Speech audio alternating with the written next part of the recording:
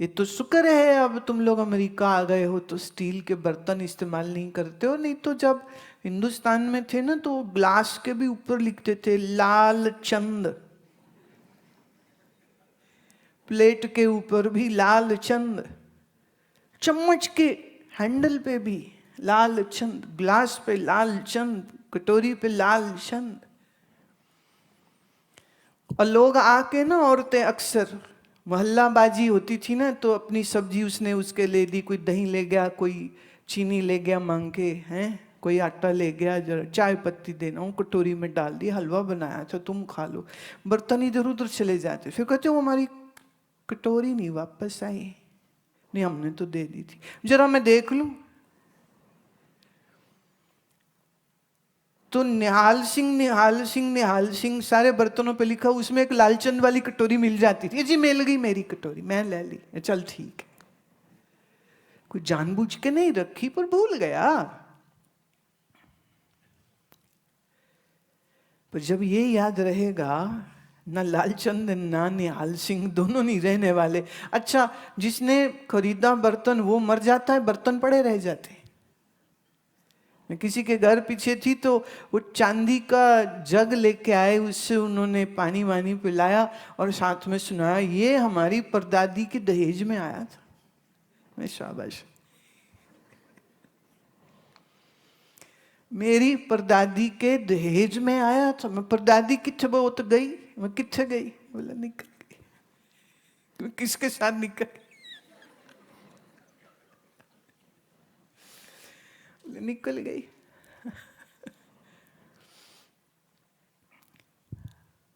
अथ चैनम नित्य जातम नित्यम वामन्य से मृतम। ये जो इस शरीर में एक तत्व है जो मरेगा नहीं कभी, उसी को मैं कहती हूं आत्मा। उसी को सरल हिंदी में मैं बोलूंगी शुद्धमय। एक अशुद्धमय है, एक शुद्धमय है। जो अशुद्धमय है वो मरने वाली है, जो शुद्धमय है वो आत्मस्वरूप। तो आत्मस्वरूप को हम कहते हैं ये नित्य है, पर इस शरीर के साथ जो तुमने मैं और मेरी जोड़ी है सो नित्य नहीं है, सो तो अनित्य है। पर आप देखिए इस शरीर को हम मैं समझते हैं, और फिर जब कोविड जैसी कोई चीज आ जाती है, या कैंसर या हार्ट स्ट्रोक या ये या वो कोई ऐसी बीमारी किसी के लग जाए, लोगों के हाल खराब हो जाते हैं। अभी कुछ दिन पहले मेरे एक बहुत प्यारे श्रोताओं में, मेरे शिष्यों में कोई एक है, तो उनको उनका लिवर सिरोसिस हो गया। तो एलोपैथी में तो इसका कोई इलाज होता नहीं है। तो फ्लूड भर जाता है, हालत खराब होती है, सांस नहीं आता ठीक से, भूख नहीं लगती, पैर सूज जाते, नींद नहीं आती, कई तकलीफें। तो वो मेरे से बात कर रहे थे भी फोन में, तो फोन में वो कहते हैं कि कब आ रहे हो वापस। मैंने कहा आ जाएंगे, अभी तो इंग्लैंड खत्म हुआ, अभी अमेरिका शुरू होगा, फिर आ जाएंगे। मैंने कहा क्यों कह रहे हो, आज तक कभी नहीं पूछा, आज क्यों पूछ रहे हो। कह रहे नहीं ऐसे ही, क्योंकि अब दिल करता है कि समय पता नहीं कितना है, जितना आपके साथ बिता लूंगी उतना ही अच्छा है। तो आप कब आ रहे हो। मैंने कहा बीमारी की वजह से डर। कहते आपको लगता है मुझे कोई डर है, कोई घबराहट। तो हंस के कहते मेरी आंखों में देखो, कहीं दिखती है आपको घबराहट। कोई घबराहट नहीं, जो है सो है। और जो जो कर सकते हैं वो सब कर रहे हैं। तो आयुर्वेद और एक्यूपंक्चर वो सब चल रहा है और उससे काफी आराम है उनको। तो बोले बात बात वो नहीं है। कह रहे हैं जिंदगी में जो करना था वो ईश्वर कृपा से, संत की, गुरु की कृपा से वो काम तो कर लिया, वो काम तो कर लिया। अब जब तक है बढ़िया है, नहीं रहे तो ना रहे। तो मैं ये बात कह रही थी, मैं कहा ये ना बोलना बड़ा आसान है। हाँ जी, आत्मा तो नित्य है, शरीर मर जाएगा, पर जिस दिन तुम्हारे शरीर पर ये कोई कष्ट आ गया तब भी तुम इसी तरह से बेपरवाह होकर के कह सकोगे कि शरीर मरता है, मैं थोड़ी।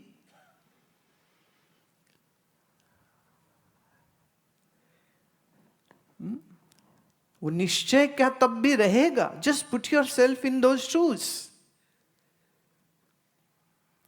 Don't listen like it's happening to somebody, because this is an event which will happen today or tomorrow to me and to your body also. So what would be your reaction at that time? तो मैंने इस माता से कहा, माता मैं बहुत खुश हूं तेरे से। You are smiling and you are singing songs and you are not missing your children or anybody else, and you are just asking me that when will you be back, because whatever time I have left, I wish to be with you.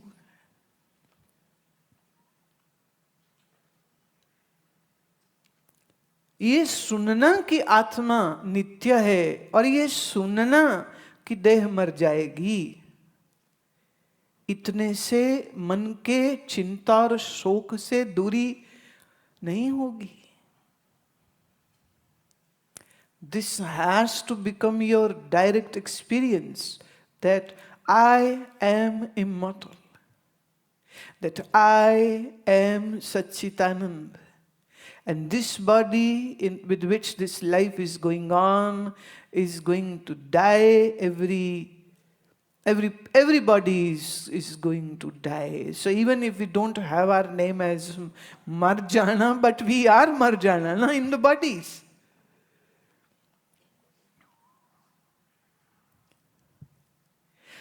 अगर ये एकदम clear हो, आप सिर्फ सुने नहीं, आपका ये अनुभव हो,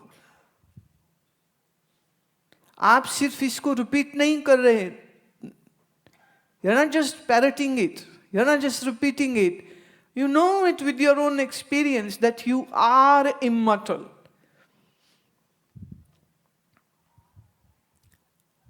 Then remember, nothing in this world can make you sad or miserable or unhappy, because you know the reality of this body, mind constituent, and you know what is reality of your true self.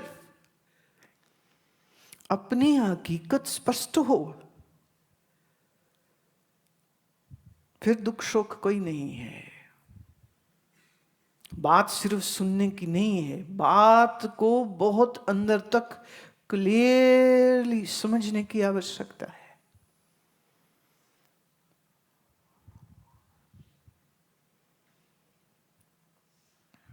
Shri Krishna कहते हैं, जातस्य ही ध्रुवो मृत्युर्ध्रुवम जन्म मृत्युस्य च तस्माद् अपरिहार्यर्थे न त्वं शोचितुम् अर्हसि। जातस्य ही ध्रुवो, that which is born will surely die. जो जन्मा है सो मरेगा, और जो मरा है उसका कहीं ना कहीं जन्म भी फिर जरूर होगा। और इस जन्म मरण के खेल में जो बदल जाएगा वो तू नहीं है, और जो नहीं बदलेगा वो तू है। ये जानना तुम्हें शोक से मुक्त कर देगा। That which is born will die. That which will die will be born again.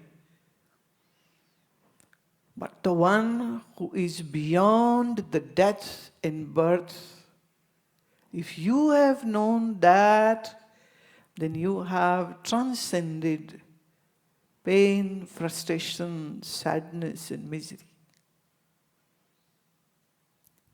So इस ज्ञान का जो लाभ है ना, ये लाभ तुमको ज्ञान से ही मिलेगा और किसी चीज से नहीं मिलने वाला.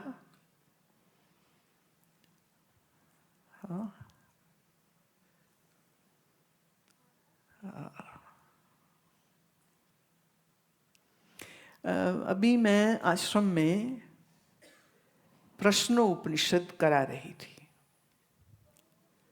So as a rule, children below 12 are not allowed in the session. And there was this 5-year-old boy who was waiting outside the exit gate, and he said to me, "Guru Ma, can I come in the sitting?" I said, "But you are just 5 years old. Just hold the breath," what that child said to me. The child said, "The 5 years age is of the body, and I am the eternal Atma."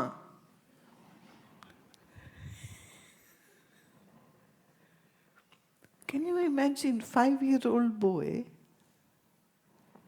when uttered these words, I was flabbergasted. मैं उसको कह रही हूं कि तू छोटी उम्र का है, तू अभी अंदर नहीं आ सकता है, और वो मुझे ये कह रहा है कि गुरु मां शरीर 5 साल का है, मैं नहीं. मैं बेटे अंदर शरीर नहीं आना, आत्मा ने नहीं आना.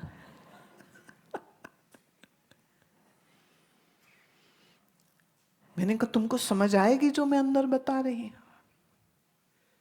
Now listen attentively what that boy said to me. He said, when my mom studies Vichar Chandrodaya, I sit with her and I am doing study of this Vedantic scripture of Vichar Chandrodaya. So, क्या मैं आ सकता?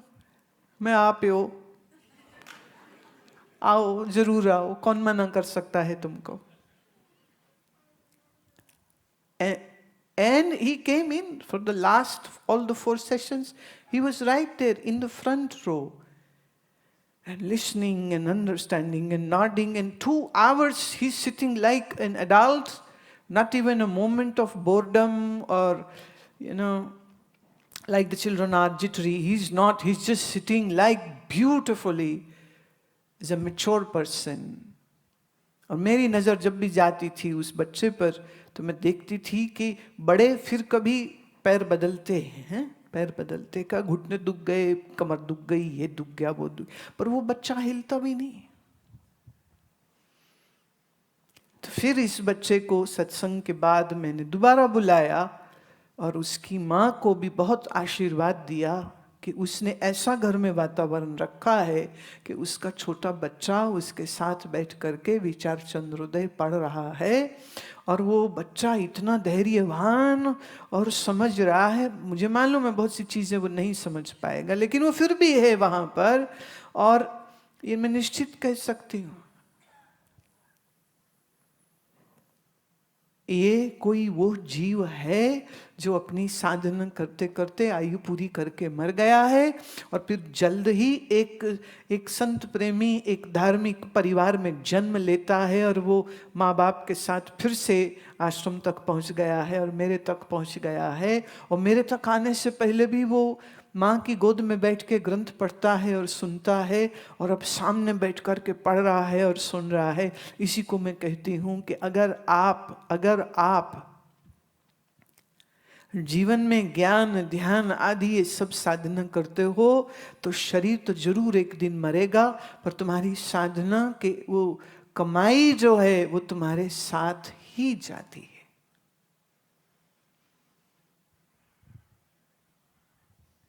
और शरीर की तो एक limit है ना, प्रारब्ध होती है.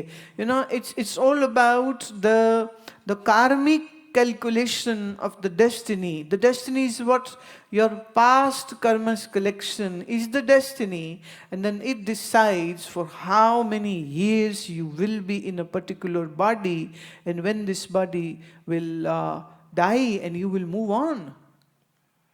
So obviously, it's a very small game which we all are playing through these bodies. Just see, हमारे दादा परदादा के ज़माने में इतनी प्रदूषण नहीं था, इतना पोल्यूशन नहीं था, इतना केमिकल नहीं था, इतना फर्टिलाइज़र नहीं था, और इतनी ज़्यादा स्ट्रेस नहीं थी, और वो काफ़ी अच्छी ज़िंदगी वो लोग जी के गए हैं. आज तो हर चीज़ ही गड़बड़ है. तो आयुष और कम होता जा रहा है. आयुष और कम होता जा रहा है. Just I can say just like 3,000 years ago, humans were taller. Some say 5.6, some say 6 feet tall.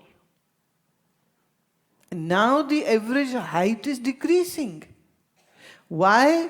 Because of all this pollution, your genetics are changing, so the coming generation is getting more weaker and smaller in size, and they are born with so many diseases, because the mother and father, that mother and father were not totally healthy. Hence the baby which are born to these unhealthy parents cannot be totally healthy.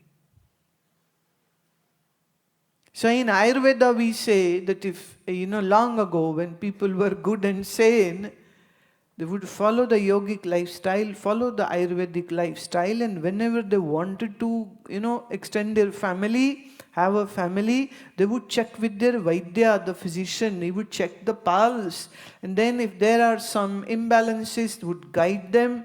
So they would do their asana pranayam for 1 year, mantra jap for 1 year, eat proper food for 1 year minimum, and then they would go for the conception.